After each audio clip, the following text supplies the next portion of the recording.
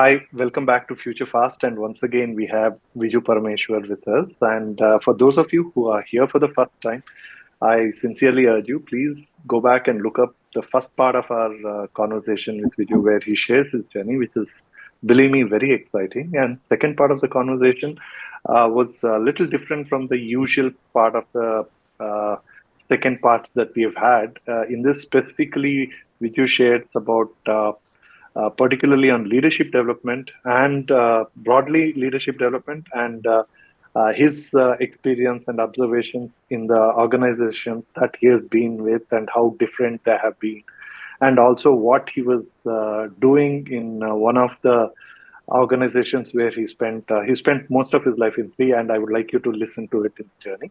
So in the third part, the third organization where he tried to set up the leadership development for that organization, and also his perspectives on the way the current gig economy is evolving and how he looks at it and his perspective. So I think it's very interesting, and I'm sure you will appreciate it.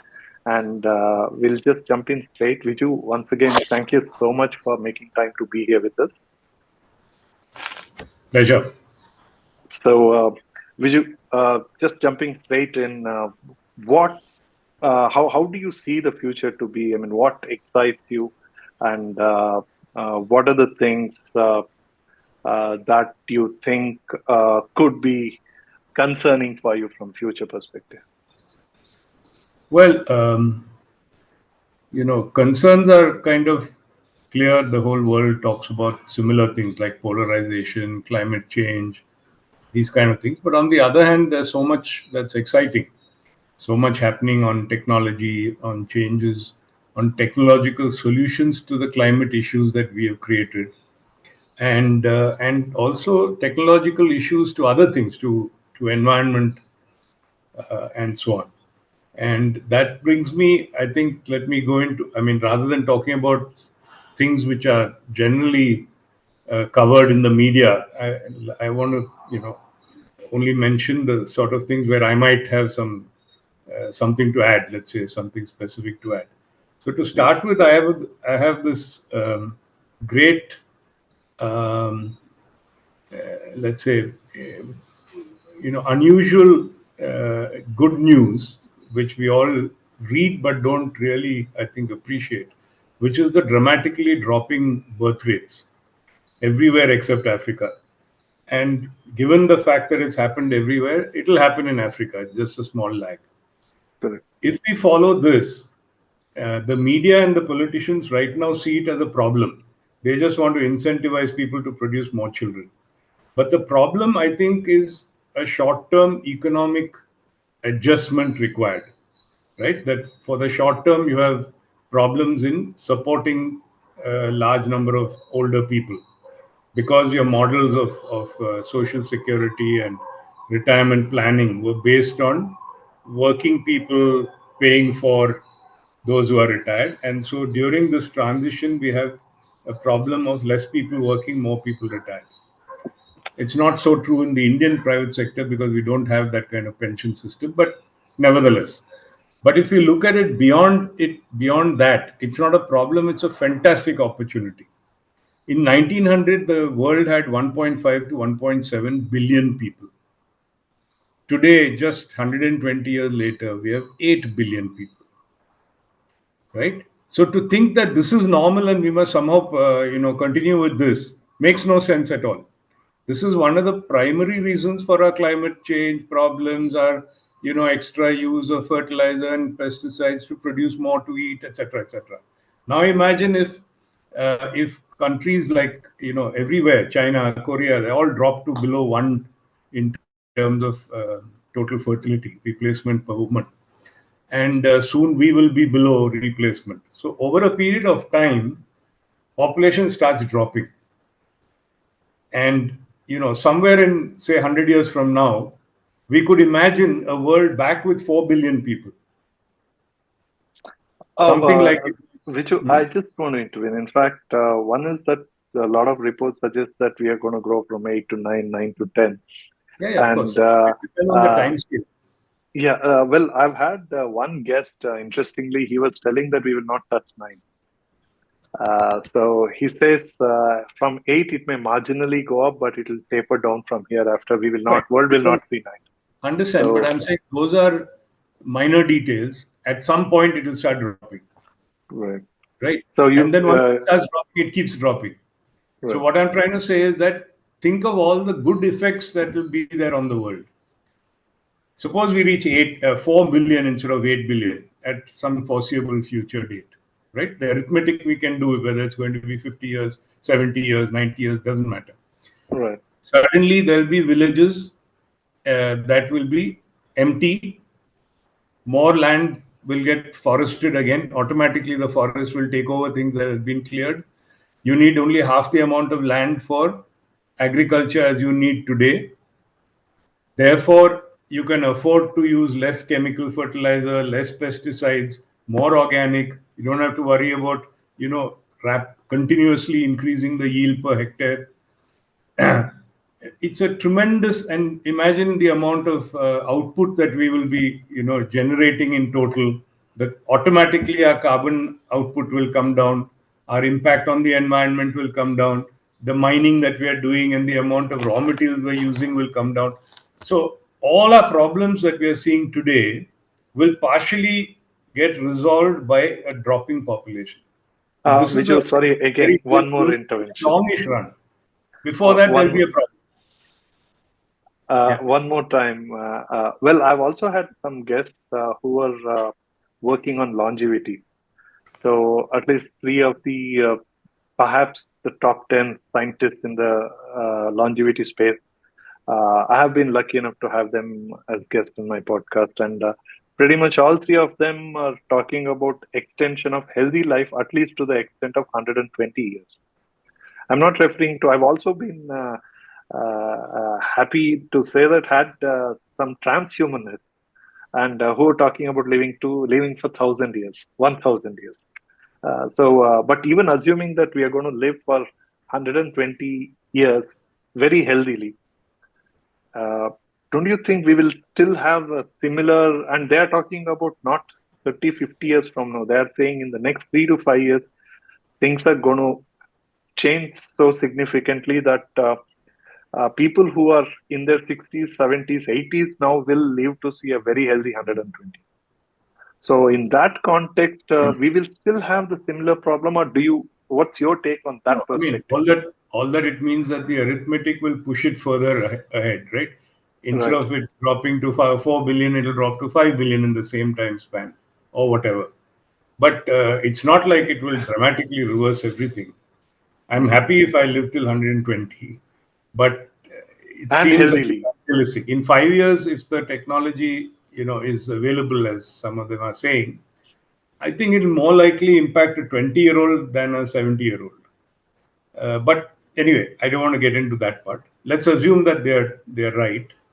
It means that if you're assuming today's average lifespan of whatever worldwide of say 75, 80 years old, 80 years, that will gradually go up. Suddenly everybody won't live till 120, right? Correct. You start Initially, only the 75, rich and become who can 80, afford it. become 85, 85, become 90, and I agree. And as that happens, I suspect that then the birth rates will fall even faster. But Okay. whatever it is, Yeah. I definitely we are seeing a reduction in population, Okay. right? And Everywhere except it's Africa. also healthy for the and And for that the I'm people. saying, while it's seen as a problem today, I see it as actually a boon for everybody if you look at it in the right time span. If in Right. all our history of humankind, we were less than a billion people, and only in the last 100 years we suddenly grew. Why should we think that it should only be like this now? There's no permanence to this 8 billion, 9 billion. No harm if you go back to 1 or 2 billion. So, at whatever time span, that sounds like good news. That's my Mhm. first point. Okay. Okay.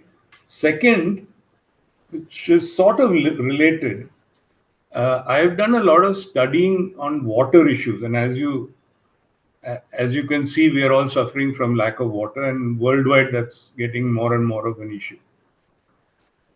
Now, all that we are talking about tends to be about uh, people's consumption of water in households and things like that.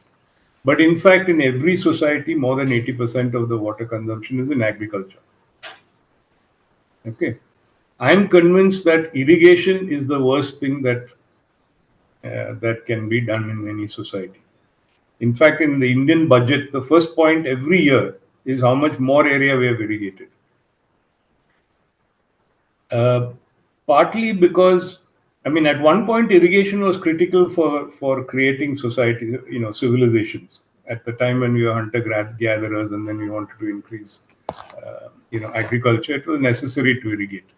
But today, because pricing of water is never done properly anywhere in the world, agriculture is always getting water either free or terribly underpriced compared to its It's actually mostly free itself. social value. I'm saying globally it is still underpriced. Okay. Therefore, it is overused and used in the wrong way.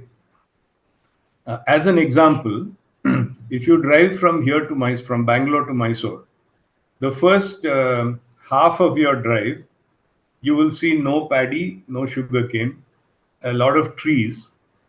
Basically, we are in a semi-arid area, right? We are in the rain shadow from the southwest, and we get a little bit of northeast. Correct. Our rainfall is not fantastic, right? It's okay. And in this kind of area between here and Mysore, what you would normally expect to grow are things like cotton, maize, and things like that, right? That's what you will see growing beyond Nanjangud. Mm-hmm. True. But between, let's say, Maddur and Nanjangud, you will suddenly see a change in the whole. No trees, absolutely flat, and only paddy and sugarcane. A lot of While water. we're getting water free from Nagarjuna Sagar. From Krishna Krishnadal Sagar. Sagar. Both of these crops are extremely water intensive and are the wrong crops to grow in places with this kind of rainfall. The soil in a place where the rainfall is medium to low like ours is not used to absorbing so much water. So And when in you fact, flood it much with of this irrigation patch water, has 2 to 3 crops in a year. right? So you're flooding the land continuously with water. The soil is not used to it, as different from the west coast of Karnataka or Kerala or Goa, which is used to that level of rainfall. The soil is different. Water percolates and it goes away, right? This soil is not used to it. So it gradually, builds up salt. And over a couple of 100 years maybe of irrigation, it starts getting ooser. It becomes useless land. And this has happened in irrigated areas over the last 4,000 years, if you see in many, many places, from Mesopotamia to everywhere, that irrigated lands first become highly productive, and then over a couple of 100 years, they start getting less and less productive. So essentially, and where is this water coming from? Most of it today is no longer from just dams in India. It is from pumping groundwater, Correct. right? And the groundwater levels are sinking rapidly. If you take Punjab, for example, now Punjab is actually a desert. It's an extension of the Thar Desert. It became productive only because of the canal system, initially built by the British. A lot of the towns were called canal towns. People were brought to settle down where there was nobody, right? And that is what made the Punjab, and I mean the Punjab as a whole, including Pakistan and India, highly productive. But it's the last place you should be growing rice. And you're growing rice by pumping huge amounts of water. The water table has dropped dramatically in the last 40, 50 years, right? After the Green Revolution and the consequent, Mm-hmm. they have 4 crops in Punjab, Correct. typically today: rice, wheat, some dals, and all that. So interestingly, so we are basically, our agricultural policy choices are ruining ourselves, right? We're Right. finishing off our water. Now, is there a solution? A study was done by a team in Columbia University, some 10, 15 years ago, and I've attended a presentation by them, which reallocates every crop that is grown in India, including the most minor crops, from flowers to chilies to whatever, takes the total crop grown in India and allocates it by district according to the water requirement and the availability of water there. Okay, so That's they've done interesting. this Okay. complex reallocation, saying if we were to force each district to grow this, and this based on their natural water available and the water requirement of those crops, matching the crops requirement with the thing. It turns out that you can produce everything we grow today globally, I mean, in total in India, with zero irrigation from any dam and zero pumping of groundwater. Seriously, zero. Fantastic. Right. So But you'll solve all your sorry, what happens to people's habit of they will eat. consumption? They can bring it from wherever. The problem is not that. The problem is what happens to the farmer's income. Right? Because obviously there's a reallocation from X place to Y place. Right? And Right. of course, in And detail, also, this is only possible things. if India But at a operates like global China, level, right? it means growing a hell of a lot less in Punjab and Haryana, and hell of a lot more in the east and northeast, where groundwater tables are very high. You got a hell of a lot of water available, right? So the agricultural income in Punjab, Haryana will drop by 35%. It will go up by 35% in other places.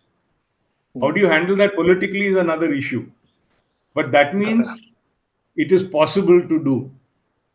We can break all our dams. I mean, today, as you know, it's recognized that dams are a source of many ecological problems. The Army Corps of Engineers in the US, who built most of the dams, for the last 10 years, the main job has been restoring rivers to their earlier form before all this was built. Restoring wetlands, restoring, rivers to pre-dam building, breaking dams and allowing water to develop, have a little bit of flooding here and there and all that. Because all that is very critical for the ecology. And this study indicates that it's possible for us to do it. The first step is to charge for water a price that reflects its premium, its shortage. And automatically then you will find that things are not, water intensive crops will become uneconomical in places where you got to pump and charge them for the electricity to pump and so on. So, so it's possible. Let's put it that way. And I hope that in the future we will start moving in that direction.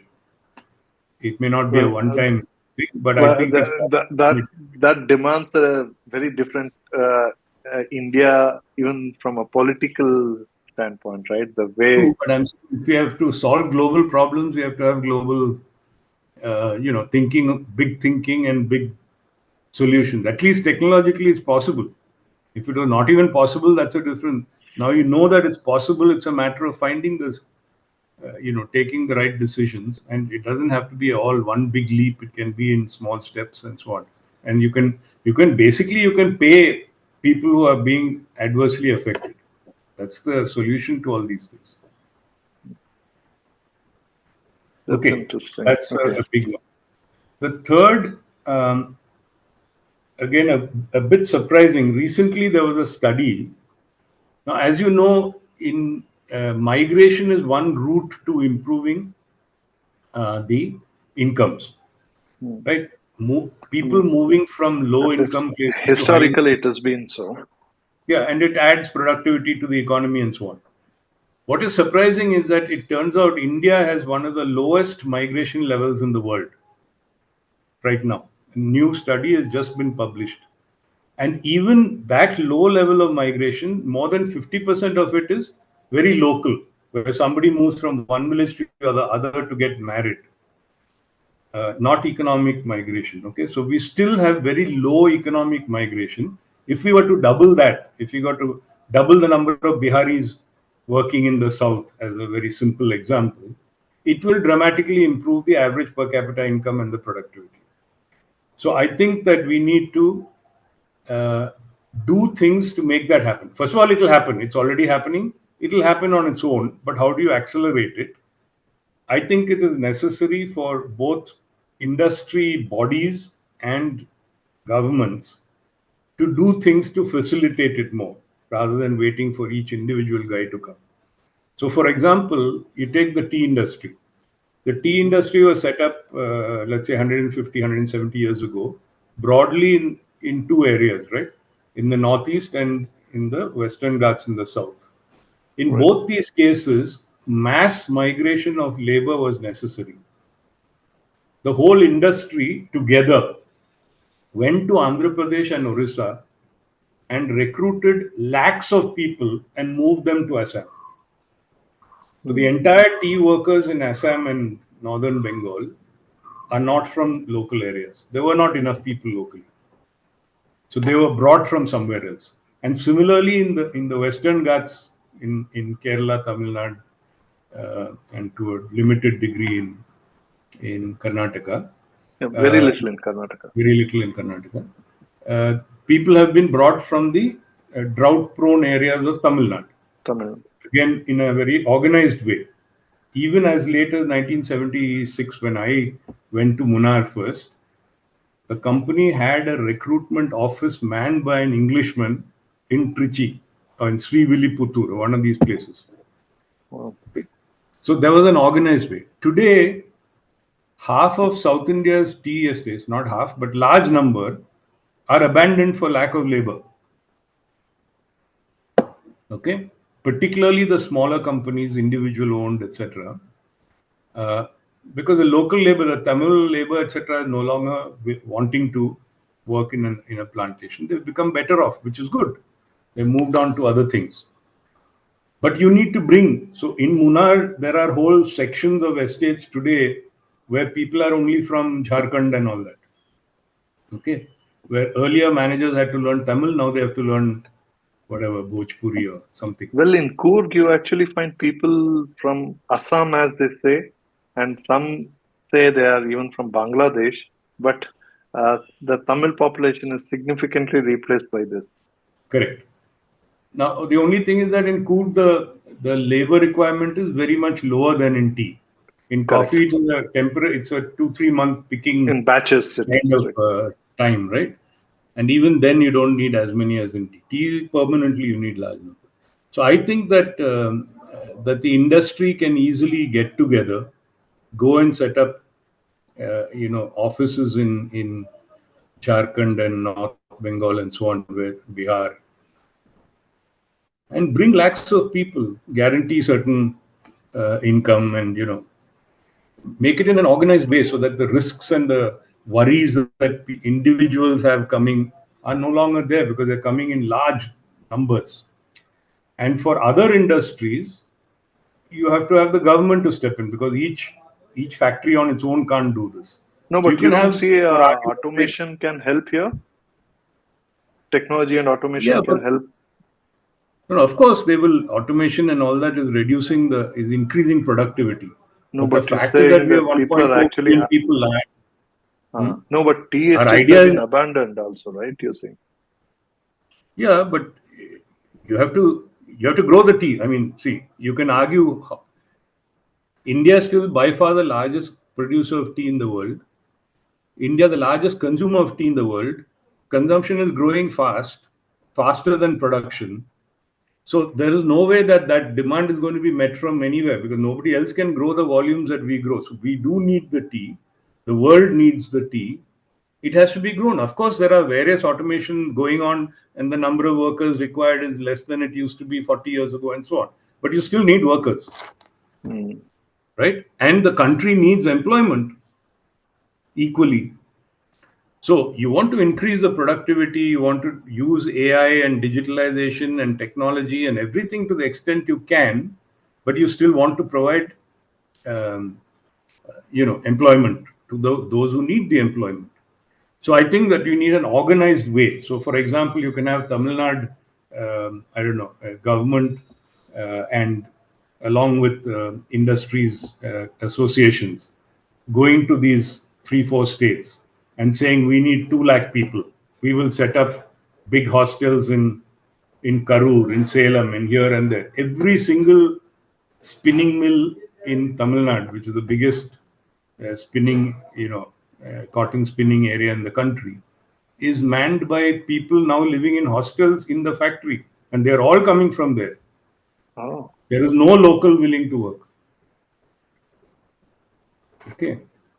So we have to do it in a bigger way, is all I'm trying to say, than is already happening, number one. And it will improve everybody. It will improve the income in those areas. It will improve the governance in those areas. So, but Because where more is number this? of people come from there. Yeah. Where is this data coming from, saying that we have the lowest rate of There was a study that economic? was published just last week.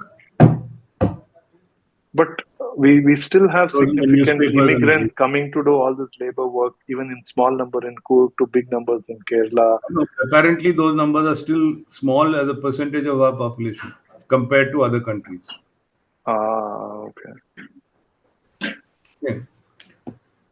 Equally, I also believe that that capitalists, entrepreneurs should seriously consider, particularly those who are in industries that need large numbers of workers, should rethink why they shouldn't go and invest, put up their plants there where the people are available in surplus, right? Rather than putting it up in wherever they are comfortable at the moment in the south somewhere, and then start scrambling to get people. There should be far greater investment of factories in those places. Things have improved a lot today compared to 40, 50 years ago. Power availability and many other things, rules of um, law and order, governance, and all that have improved. So we should rethink some old assumptions that are in people's minds that you can't invest in Bihar or somewhere like that, and rethink all that and utilize the fact that there's so much surplus labor there. So these are the big But this changes. also demands a very different way of thinking at a regional politics also, right? Because it just needs to change the Look at very way, Odisha. because these are all political issues when they Yeah, right now but in the Naveen election. Patnaik is a very open-minded and has done a lot to improve the place. No reason you can't go and invest there, and they will welcome you with open arms. And half of Orissa is extremely backward and needs it. Mm, If you leave out the coastal areas, a lot of where migrant labor comes from is in those areas, plus Chhattisgarh, and so there are, mm, I think, decent politicians also. right. And things are improving. I think that things are improving. So I think, and anyway, we're talking about a trend and a scenario for a long time, right? Over the next 20, 30 years, I see these things happening. What's the next? The next Viju, is, sorry, Viju, just can you just give me 1 minute, please? I'll just sure. pause the recording for 1 minute. Yes. Yeah.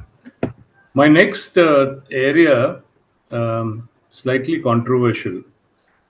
If you look at the history of Islam, it was a fairly, let's say, syncretic and quite enlightened religion for thousands of years. There were times when Baghdad was a center of learning, and they preserved actually many of the Bibles and things at a time when the Moors were in charge of Iberia, Spain. The Jews flourished. They had all senior positions, and the day that the Moors were thrown out and the Christian king came back, immediately the Jews were banished. Correct. So there was a time, let's say, when Islam, and throughout Asia there was a soft, gentle form of Islam, very syncretic. Sufism here, Indonesia and Malaysia had also very. So the changes that have become more fundamental, resulting in much of the terrorism, etc., have all come from Wahhabism and its spread in the last, let's say, 80, 90 years, right? Post World War II, roughly. Correct.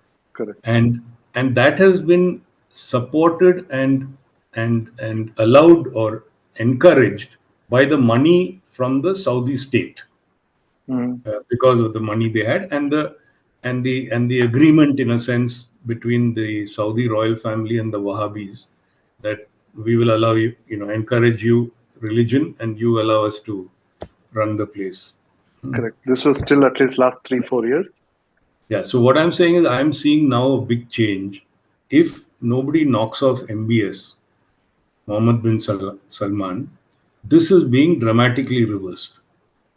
Yeah, Right? He has correct. already reversed things in Saudi Arabia to a significant degree. I can tell you that my son-in-law, for example, who's traveled, or anybody, many people who have traveled there, use Yes, an I've heard a lot of Uber. stories. True. Most of the time, the drivers are women. You don't not that find that here at all. Okay, and many of the heads of departments and so on are women. So dramatic changes are happening there.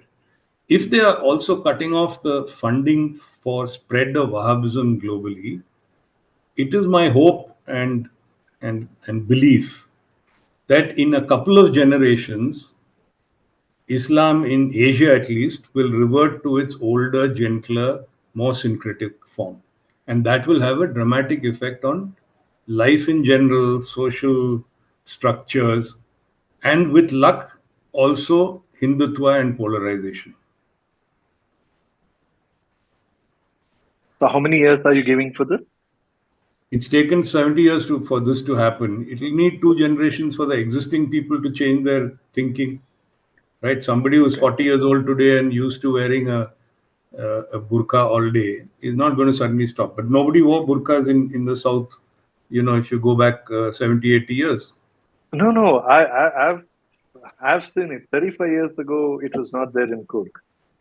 So that's what I'm saying. You So, could spot one here, one there, but today it is. so exactly. So I'm hoping that it will reverse. It can reverse. Okay. And then that has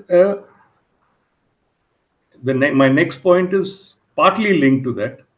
Mhm. I hope that the polarization of the world will reverse. Okay. I mean, it's gone to an extreme, people will get fed up. And in a more specific sense, in India, that means people get fed up of Hindutva.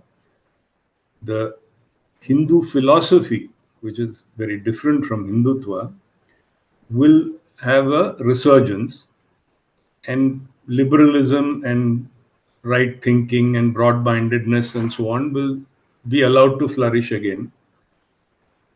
Gurcharan Das has written a nice article about liberalism. In his opinion, might come back in the Economist, this week.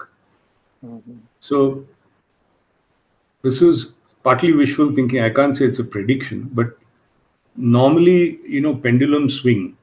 So we have reached a certain, and now we're talking only about India, but the same thing is true, in the US Mostly and so on. So true. I hope that this will swing back. People get fed up of this extreme situation, But and we therefore still have to liberal live thinking. through this period for another 3-4 years at least. Yeah, I mean, I'm not even thinking saying 10, 20 years. You're looking forward. I'm not even talking about very All right. short term, right? So All that right. kind of, so I'm hoping that enlightenment, after all, 200 years of what was called the Enlightenment was all about, people thinking for themselves, reading, Mm. etc., and the control of religion going down. So we have Mm. lost that for what all the good stuff that happened for 200 years, we have thrown away in the last 20, 30 years. In a sense, we are back to what was called the Dark Ages, where you can't Mm. think for yourself and you follow some gurus or religious heads who tell you Mm. what to Mm. do and what is okay and what is not okay and so on. So we are almost there. So it can't be that the world will go like that backwards forever. Right? Yep. Education should mean the ability to think for yourself a bit more. Correct. I'm hoping that will happen. And I think it's far from being controversial. I think it's probably most people will agree with this, or at least want it this way. Yeah. Then another thing which is not linked to all this, but I see a lot of globally a lot of desire to move away from industrial production of food and the use of chemical fertilizers, etc. So I see it's already happening, but the dramatic increase in organic or close to organic uh, production of at least vegetable and fruit, okay, and a reduction in meat, in the production of meat, simply for climate change reasons, but also because of the use of chemicals and hormones and mm, whatnot in wheat. mm, mm, Uh, it won't happen to the same degree in cereals or in permanent crops. I mean, mm, just mm, for your information, I was running a company which was the largest organic producer of tea in the world. mm, And unlike in, there's very little science, available. So people have only worked on vegetables and so on. So you can do, you can grow potatoes, organically very easily because the mm, soil has already got whatever it takes, and you're only growing for 3 months or 4 months. But when you are in tea and things like tea, when the bush is there forever, correct. uh, just stopping all the fertilizers and all that and trying to do organic dramatically drops not just yields, but you start having huge deaths of bushes and all that So it has because to, you you have to can't. give a few years cycle for it to No, sustain but and come you're to. not able to organically provide all the micronutrients that are required. Just not able to. So there are always shortages, and something or the other becomes short, Mm, and the yields drop hugely. So the whole economics goes. So I don't see. It's a little. Um, it's foolhardy to think that everything can become organic, right? So there mm, will be crops which won't be organic, but vegetables and fruit for sure can be done organically, and you even get good yields. mm, mm. So I see that happening. And if the global population, as we started saying at the beginning, drops, that helps all this. Because you Right, don't need to produce right. so much, right?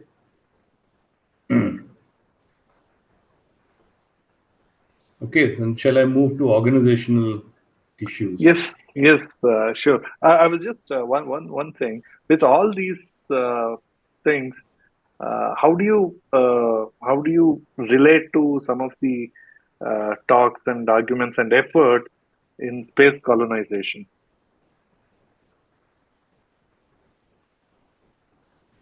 I haven't thought much about it. I don't think it's necessary. Yeah, I And mean, your argument would think that that is not necessary. So that's not, where A, I it's was not wondering. necessary. B, it just seems weird. You know, why would you want to do anything like that? It's different from exploration, scientific learning, and all that. But colonization, you want to go and send a few million people or billion people to go and live somewhere. Who wants to go? I mean, you can't get some billion people to move from one country to the other, let alone go out of the earth. So I don't think it's realistic. I don't think it's going to happen. Okay. I, okay, I think even if it was scientifically possible, it will only happen if life on earth became hell.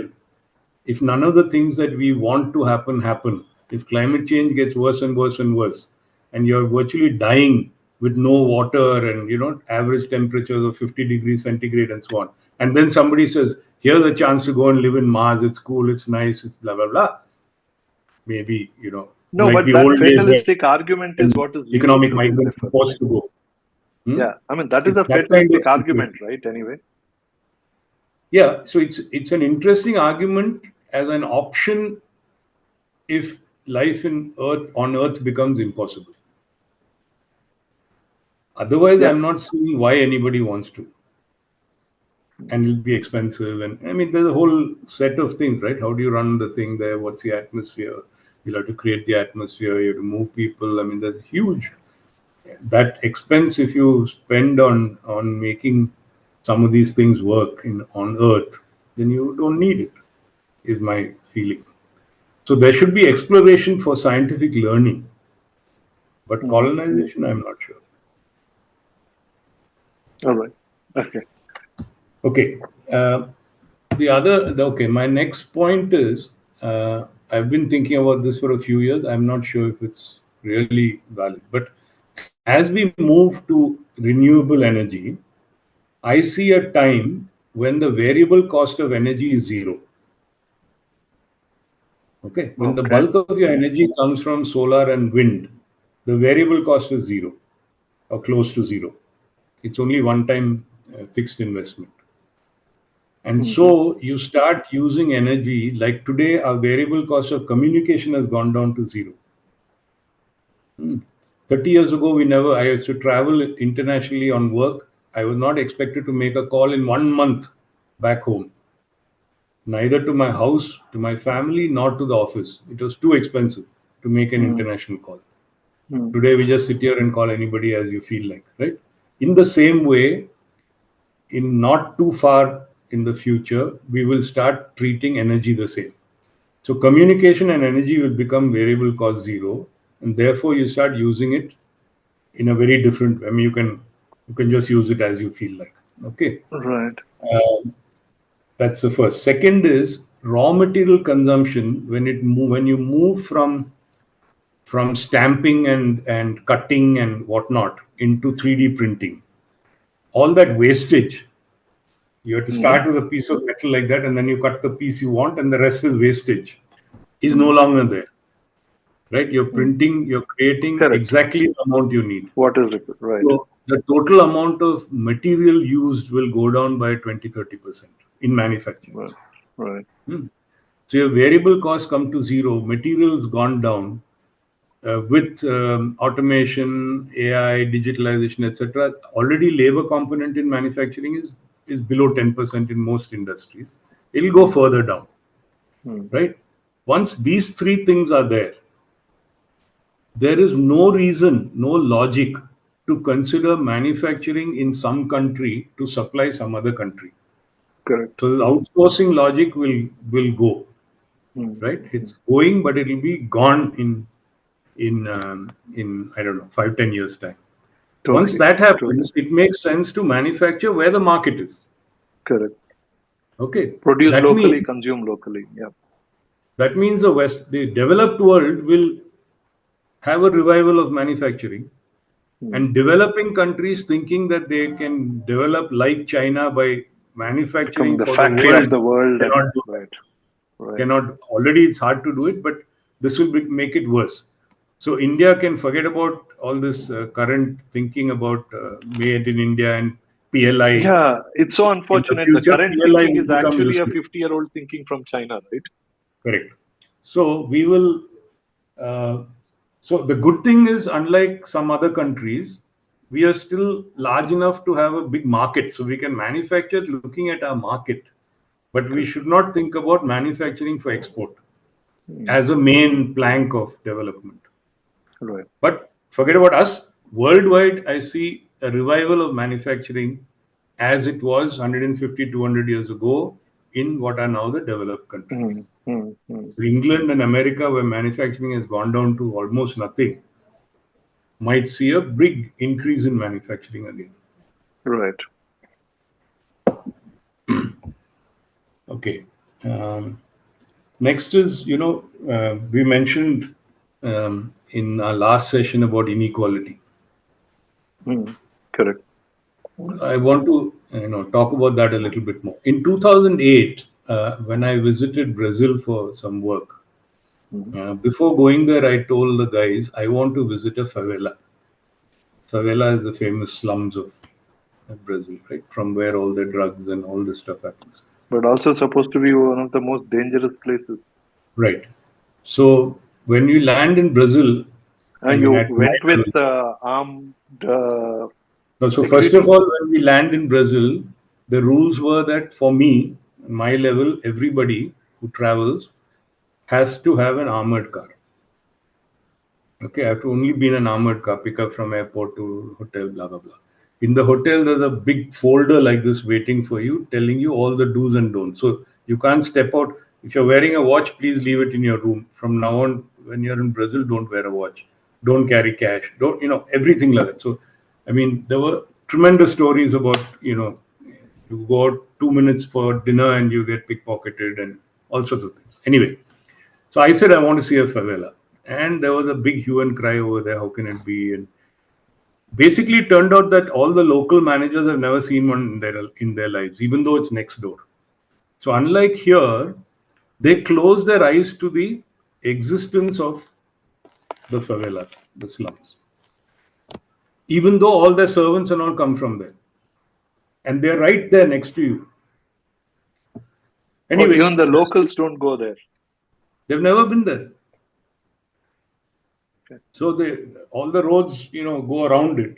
They know they're there. They're right in the center of the town because that's the supply source for all your services, all your maids and whatever, servants and all. Anyway, since the head of the place was a good friend of mine and all, he made the effort to organize it for me. It took him 2 weeks to find contacts and this and that. So it was organized, and we went into the favela. I don't want to get into the great detail. We met the boss of the favela who had just taken over from a previous gang.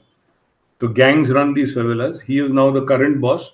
Earlier gang had been kicked out, and he came and met us. He was a lawyer, right? And he was about 28, 30 years old. And he took us around. We walked around the favela with him, right? And he pointed out all the things. The two impressions I had, which are relevant to this discussion, one is that the actual condition of the housing, etc., was better than Dharavi and our slums, Bombay slums. So it wasn't so bad.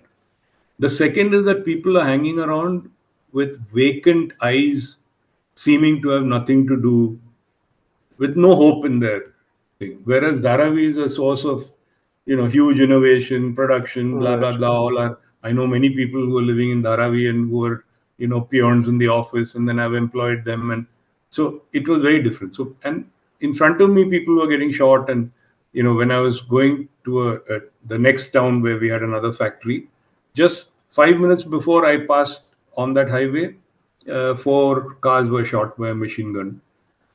And when I got to that town, the general manager of that place took me home and then to a small little shop next to his home that he goes to every day. And he says, yesterday, an armed man came into the shop, shot the owner to steal whatever cash was there in the till. So that is the level of thing. And they asked me, the average income in Brazil is double or 2.5 times India. How come you guys don't have all this violence? Right? And they all excuse the violence. They are saying they are all poor. What do you expect? They are going to do that. So the well-to-do people accept it as okay.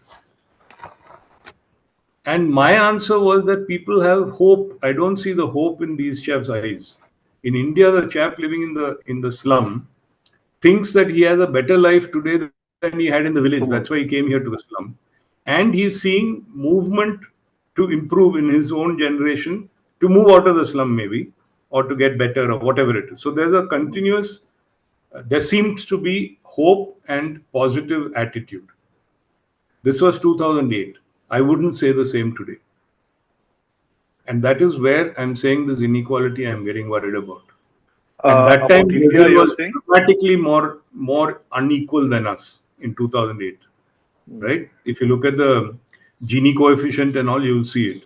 The latest newspaper report you would have seen the last 2 days saying that India is now worse than Brazil and US in terms of the percentage of wealth in the highest 1% versus that in the lowest 40%. We have become more unequal now than even Brazil and US, which were considered the most unequal. In today's situation, and we talk about the K type of development, where the bottom is moving this way and the top is moving that way, our GDP growth in the last 2 years, everybody says so great, but it's all coming from only limited numbers at the top. Well-to-do people are getting better and better, more well off. I don't think there's any improvement at the bottom. This is a political debate and all that, but this is generally my view. If we don't address inequality, we are going to be like Brazil in terms of violence, social unrest. Why should people accept They were accepting it as long as there was hope and they could see improvement in their lives. If that improvement has stopped, and it seems to have stopped, and the inequality and the visible, the lowest level guy knows every detail of the Ambani wedding or the pre-wedding. What would they think about it? Correct.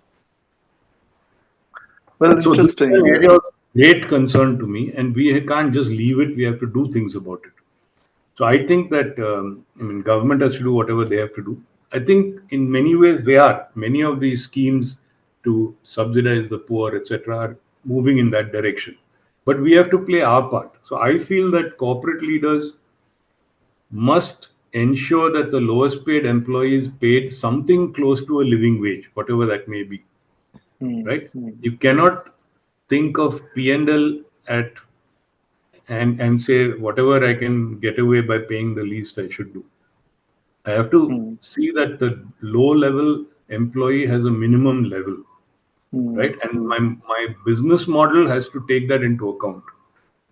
I can't say that I have a business model where I can't afford to pay a man enough to eat, right? Correct. And then you have to look at every other way, through productivity improvements in whatever ways with all the technology available, etc.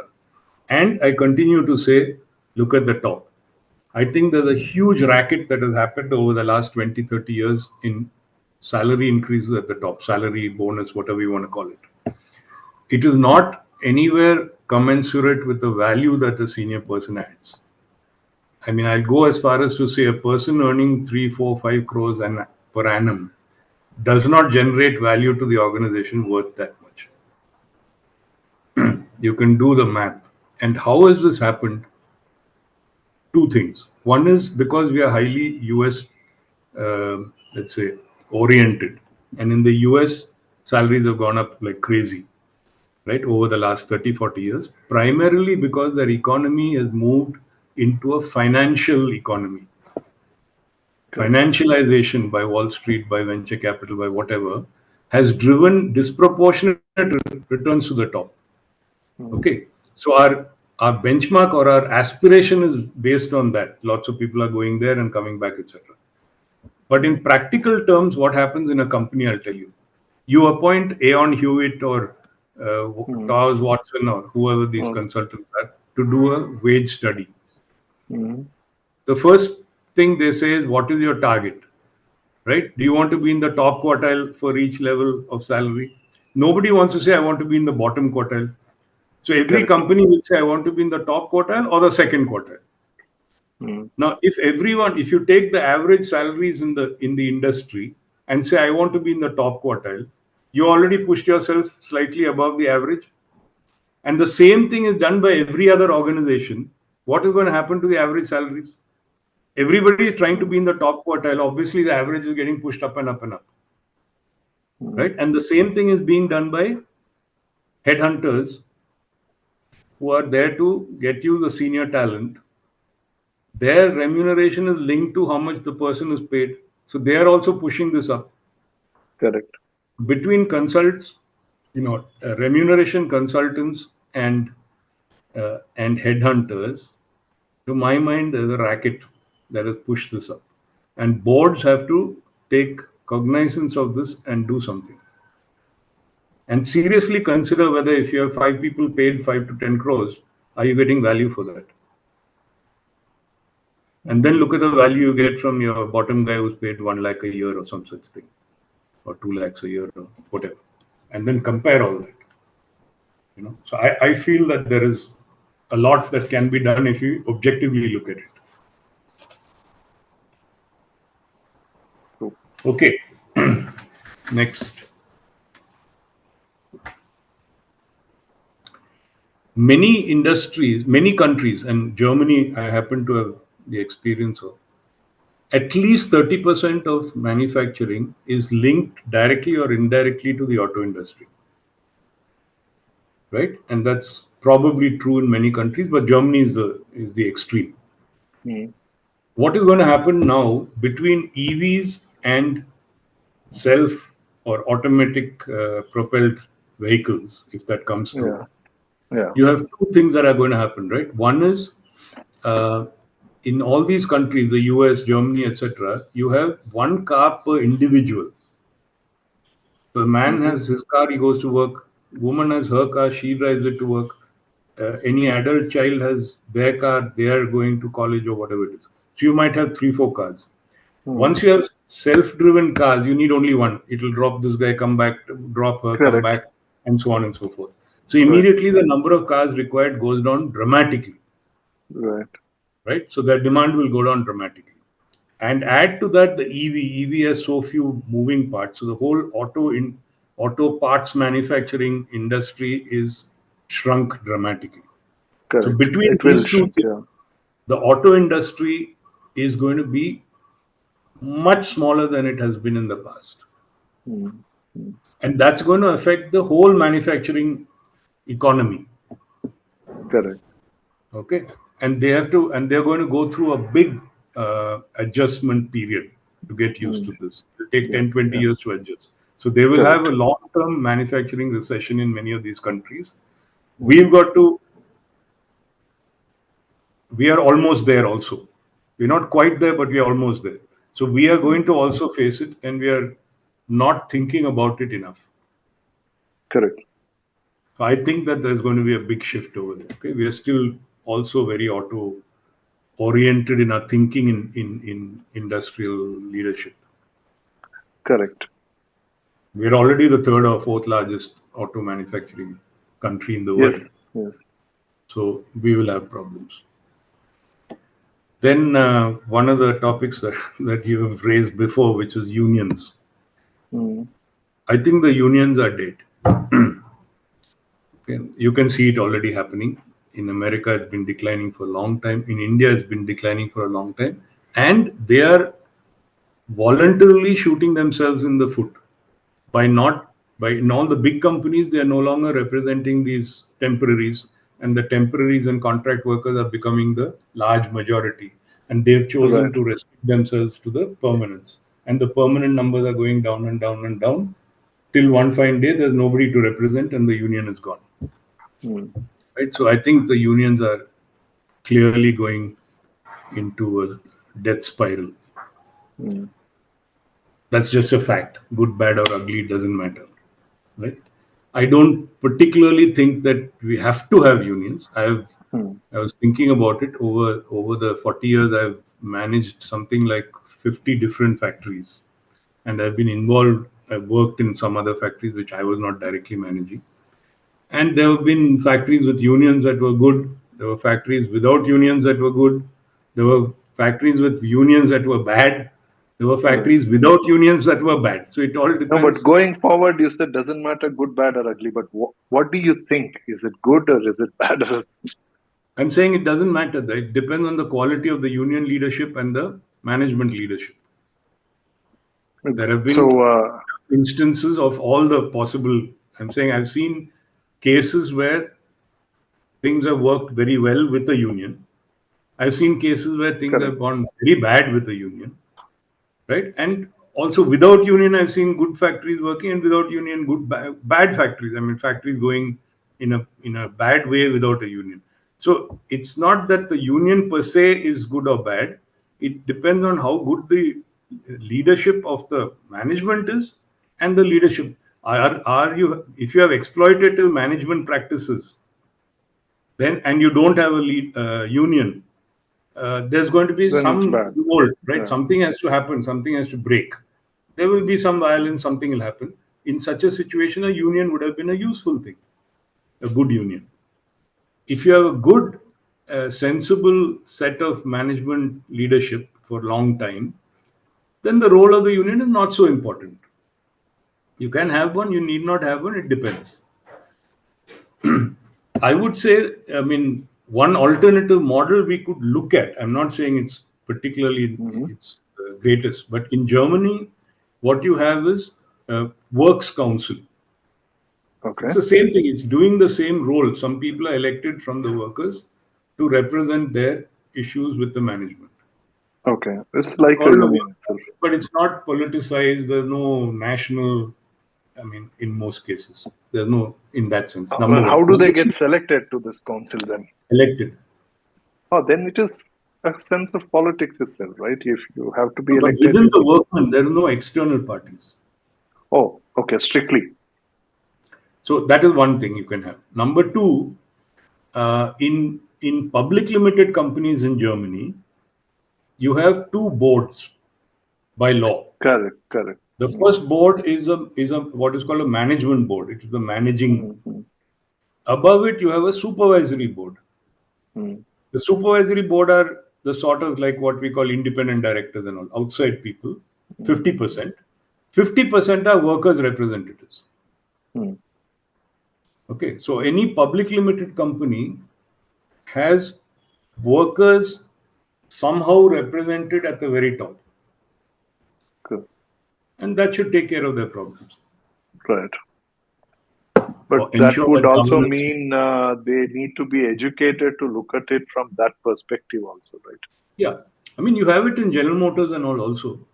The Mm-hmm. top guys of the UAW, for example, union, are extremely well educated and, Okay.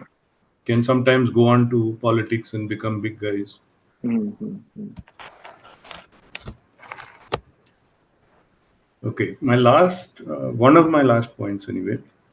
Um, see, we briefly talked about loyalty in organizations or people Mm. staying or not staying, etc. Right. Over the last 10, 15 years, individuals, um, in most cases, organizations are not providing lifetime careers compared to the past. Mm. Individuals are not looking at organizations to be long term Correct. for them, right? So it's becoming more transactional. It is a job of a leader to not allow that to happen, to create a culture where you transcend the transactional and create something in the culture that makes this relationship better than just transaction. Otherwise, there's nothing in it, right? However, people clearly want to see what value they're getting from an organization, Mm. right? Unlike in the past, they're not saying, in 40 years I'll be a director or managing director or something like that. Correct. They want to see at every point what is the value they're getting. What is that Mm. value? It is basically learning opportunity, which is improving their market value. Mm. So on an annual basis, you have to say, what is your market value? Each individual is saying, what is my market value now? As long as this organization is improving my market value faster than I would have outside, it makes sense for me to stay here. Right? So organizations have to think of themselves as providing greater learning opportunities and adding market. In order to retain, so so when you're improving the market value of an individual, if you don't then also provide the roles, opportunities, culture to use that improved market value, he's better off or she's better off going somewhere else. So you have to provide the opportunity to learn, but you have to also provide then commensurate improvement in opportunity within the organization and pay that market value and provide a culture where the person enjoys being in this organization. Otherwise, you have attrition caused by creating market value, right? So now this is increasingly the fundamental role of the way organization should look at itself. I'm Mm-hmm. seeing is less as this industry, that product, this market, and all that, but rather as a bundle of skills and competences with the ability to keep on improving those skills and competences, Correct. the Correct. culture that utilizes that well, Mm. right? And if we look at ourselves that way as leaders and as HR people and so on, then this great mix of skills, competences, and improving skills and competences will allow us to succeed in whatever product market opportunities are there. Mm-hmm. So I But see this as the evolving way of looking at organizations. See, if you're stuck this in is one product market and you think that is your thing, there's a limit to what opportunity you can give everybody's improved market value Correct. opportunities. So there Correct. has to be ways in which you can keep finding new product market opportunities to utilize this. Mm. And unless we start thinking of ourselves this way, you will always have attrition and problems with the whole. But this is also argued as a uh, uh, more a utilization of for better utilization of resources, right? It's also looked at It's not in a very utilization. If it transactional was way than utilization, then no. larger value creation, right? If you talk about utilization, then it depends. Then you just recruit some people and you see how to utilize them. Here, the thing is you have to keep on improving their learning. Your organization is becoming a learning organization. Peter Senge, who Hmm. taught me 30 years ago in MIT, has written a book called The Learning Organization at Hmm. that time. Right? So the point is if people want to keep learning and improving their skills, it's the whole organization is geared towards that. So it has to learn along with the individuals are improving. You have to also increase your opportunities so that those improved skills can be utilized. Correct. No, Otherwise, you're but just a training institute. You're training people and they're going off to other jobs. that is true. But unless there is a sufficient reward mechanism from a point of benefiting them with a larger value that gets created rather than paying that salary for the time, That's it what I will said. not be a sustainable Improving model, their right? market value by training and developing them. Right. No, That also increased. rewarding for the Hmm? increased value also, right? In terms of Yeah, so your remuneration system and and not only remuneration has to come from a role. So you have to Mhm. have improved roles that are constantly available for this increased market value for this guy or this girl to be Right. able to do bigger and bigger jobs. Mhm. And they have to be rewarded in line with that. And Right. so the organization has to be evolving constantly in that direction. And that can only happen if the top people are thinking about their role like that, about the Correct. organization, not a static kind of thing. Yeah. Uh, I'm just motivated to ask you this question. If you don't want to discuss on that, it's okay. You can tell me. Let's avoid this since it's going to go when it's in public domain. Uh, see, Infosys, when was run by founders, they were not even $1 billion company, and uh, yeah, the ESOPs were made available to the smallest of the resources, including office boys and drivers in the organization.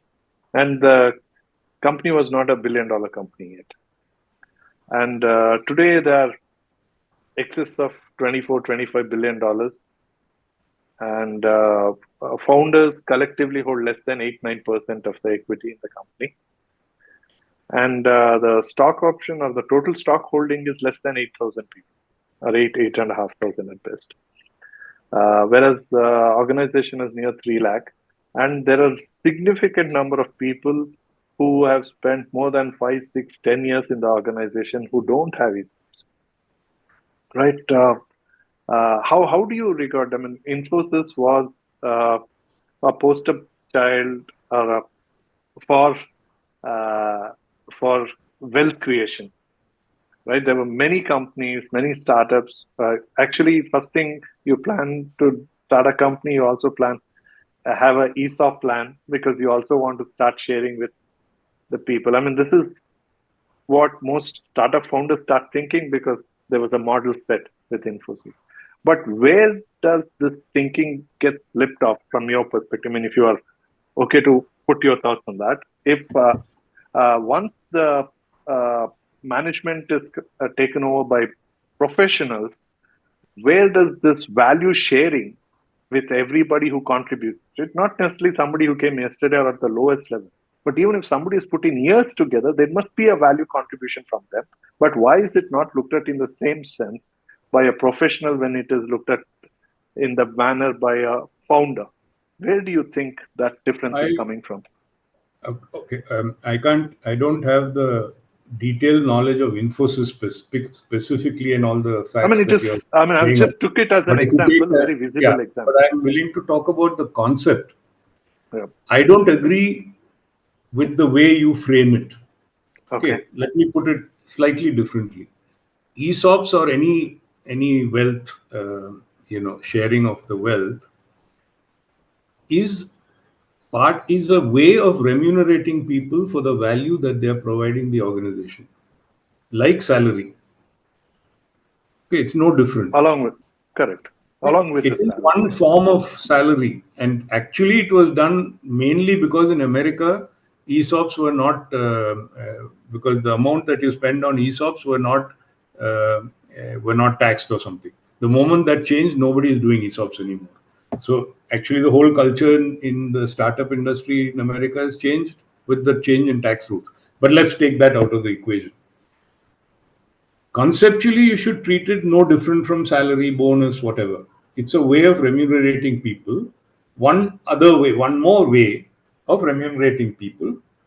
And in total, the total remuneration, including ESOPs, must be in line with what that person is adding value to the company. Okay. If you provide the way you put it was different, it has nothing to do with the value the person is adding, you're just sharing your wealth. Okay, so No, no. let me answer it in two Corresponding to the different ways. value. Corresponding to Suppose the I value was, somebody is spending. Yeah. no, Please that's what go I'm ahead. saying. Suppose the organization is currently owned by the 10 founders or whatever. They are the owners, they are the 100% shareholders. If they choose to give the driver 10% of the company, it's their choice. They are taking their wealth and they're giving 10% to a driver. Right? That is their choice. They can do whatever they want. It is no different from taking your personal wealth and spending it on charity in whatever way you want. There's nobody to question you.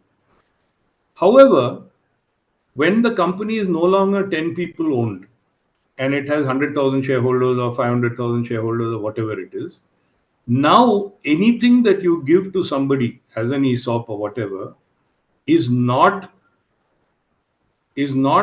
free. It is money taken out of the hands of all the other shareholders. That we have to understand. Okay, it is a zero sum game.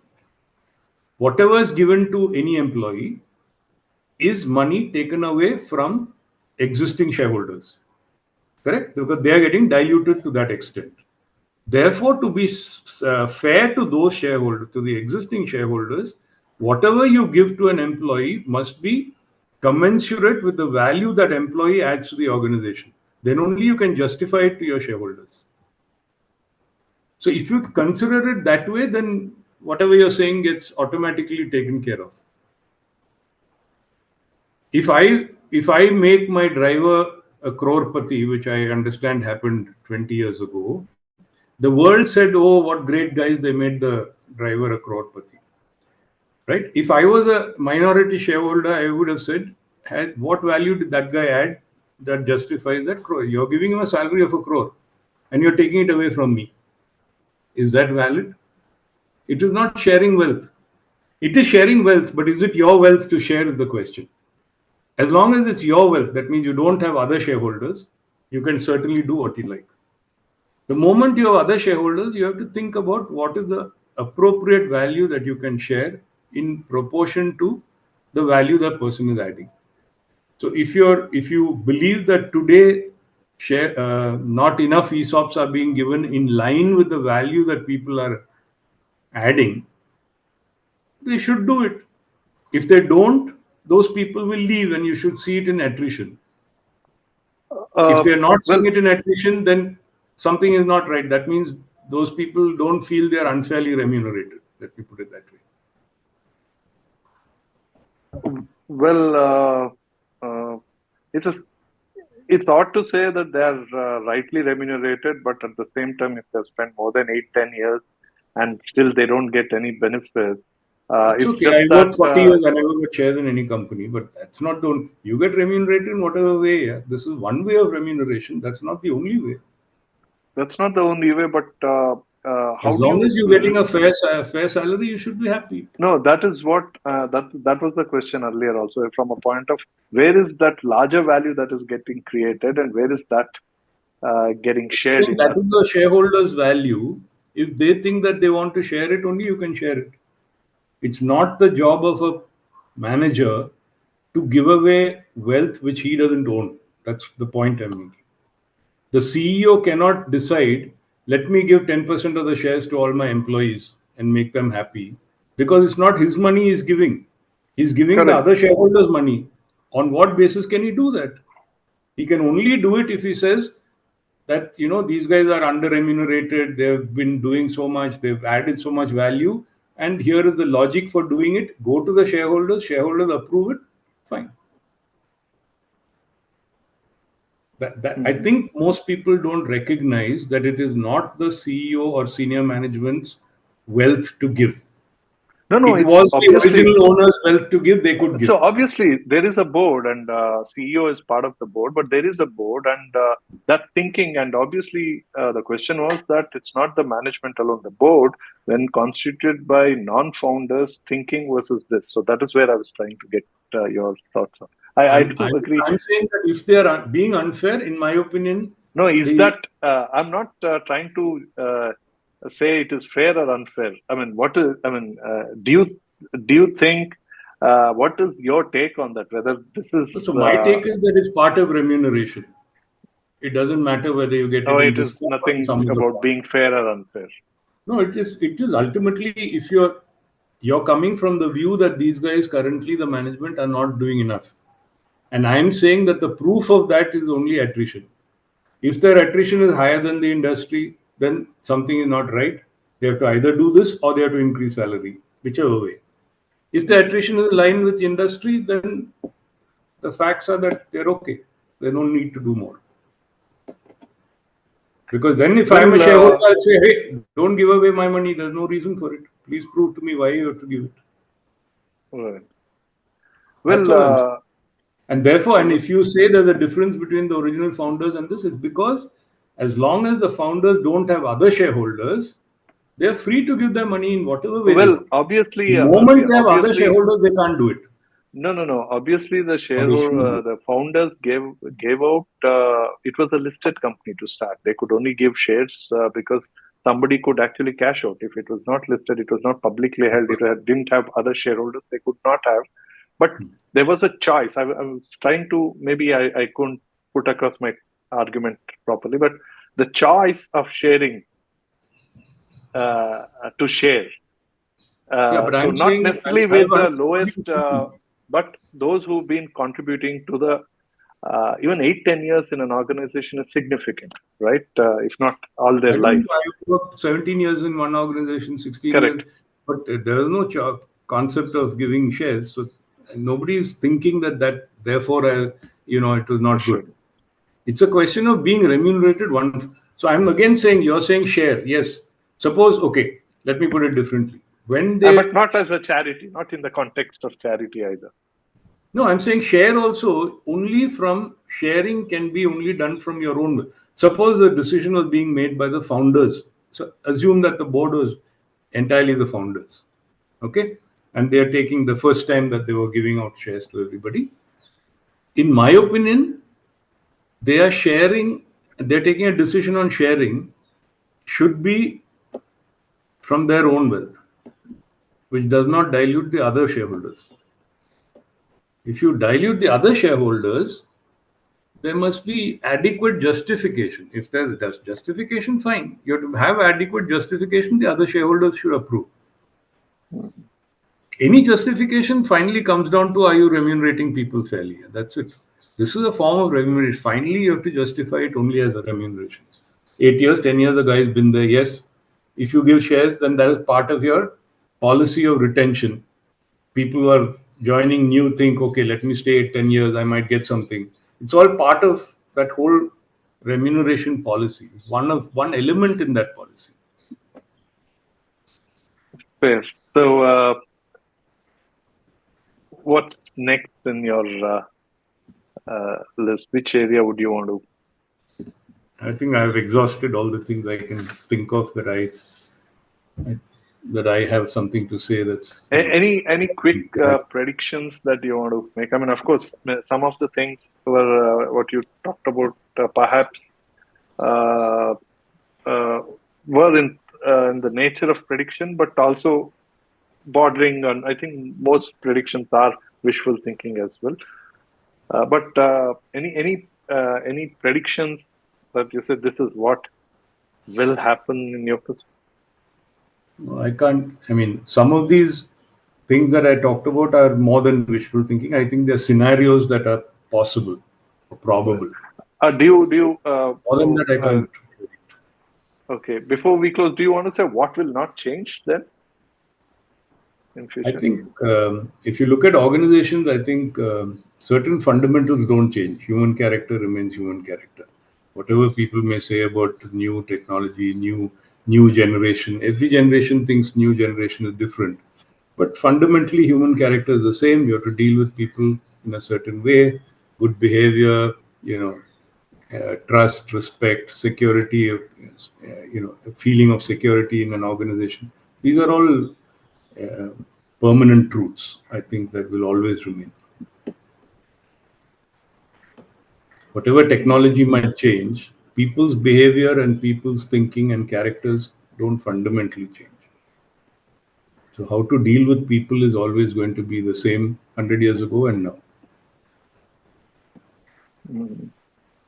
This The aspect tools needs available may be different.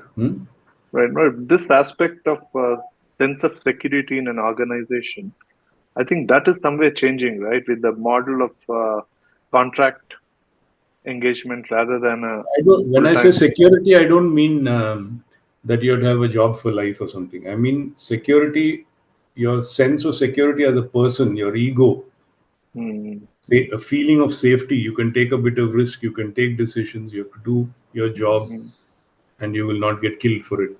That's what I mean. mm, mm, mm. Okay. Perfect. Wonderful. Well, Vijay, thank you so much. And once again, to the audience and listeners, uh, do follow the kind of, uh, I mean, obviously, Vijay is not very active in the social media sense. So uh, he's shared his email ID, so you can write to him and give time for him to respond. But you got a sense of it. And once again, I'd like to uh, highlight for those of you who are part of only this conversation. I'm sure now you're more motivated to look up the first and the second part of the conversation with him. So please do, and also do share this conversation. We have had some very uh, different perspectives. I mean, in with respect to what we've had in the past, in future fast till date. So hope you enjoyed it, and if you have not yet subscribed to Future Fast, do it now. Viju, once again, thank you so much for doing this. Great pleasure. Thank you for having me, Anju. All the best to you. Thank you.